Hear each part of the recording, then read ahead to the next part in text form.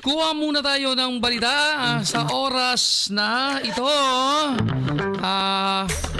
Pakinggan muna natin ang balita mula kay Sir J.R. Narit, ang ating correspondent newscasters.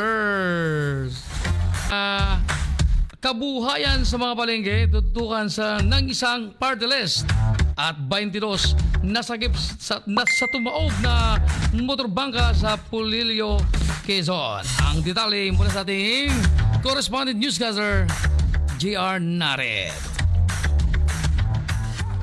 Let's get it.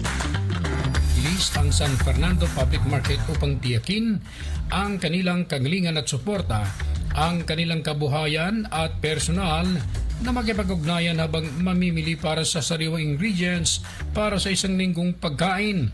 Ang pagbisitan, pinangunahan ni Nanay Party List sa Representative Flora Villatco, Pampanga Vice Governor Lilia Pineda at dating board member Maylin Pineda Cayabyab na personal na makipag-ugnayan sa mga maninda upang ganap na maunawaan ang kanilang pangailangan at mga hamon.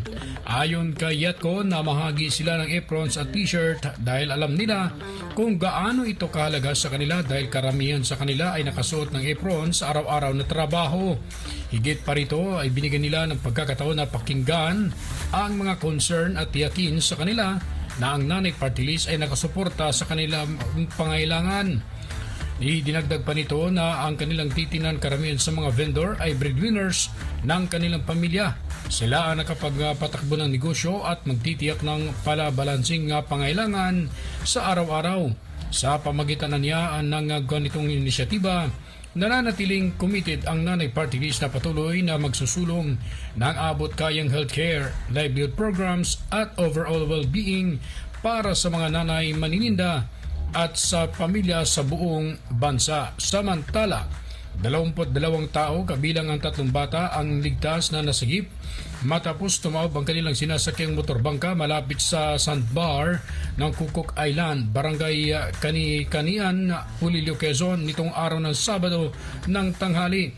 Sa kabilang sa mga nailigtas ang 20 na turista ng mga taga Santa Cruz, Manila at 2 crew ng motorbangka. Ayon sa ulat ng Philippine Coast Guard Pulilio, naka-check-in sa Pamana Resort ng Barangay Calubakis, Pulilio ang mga turista. Umarkila ng bangka para mag-island hopping at isa sa destinasyon ay ang Kukuk Island Sandbar. Subalit habang naghahanda na ang mga turista paalis sa sandbar bandang alas 12 ng tanghali at nakasakay na ang mga pasahero, napisan umano sa isang side ng mga ito kaya nawala ng balanse at tumagilid ang bangka hanggang sa tuluyang tumaob. Nakalangoy naman pabalik sa hindi pa kalayuang sandbar ang mga sakay na na-rescue ang mga ito. Isang napadaan na motorbangka sa isla sakay ang isang namimingwit na miyembro ng BF Bordeos na si FO2 Rodiho Badriaga at ng mga sumaklulong miyembro ng Bantay Dagat. Dinala muna ang mga na-rescue sa barangay hall ng Kani-Kanian, Pulilio na siyang nakipag-ugnayan sa mga tanggapan ng Philippine Coast Guard. Wala namang naiulat na nasaktan ng mga sakay at sa tulong ng PCG substation ng Bordeos at Pulilio at BF Pulilio ay naibalik ng ligtas ang lahat sa kanilang tinutuluyang resort.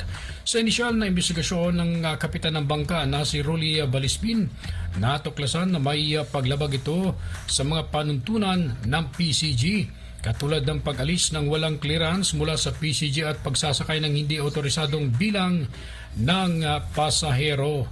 At yan ang ratsada ng buhay naman ng balita mula sa lalawigan ng Quezon. Ako si J.R. Narit, nag-uulat sa Infinite Radio 92.1 Iba. Ayan na, salamat Sir J.R. Narit ng correspondent Calabarzon.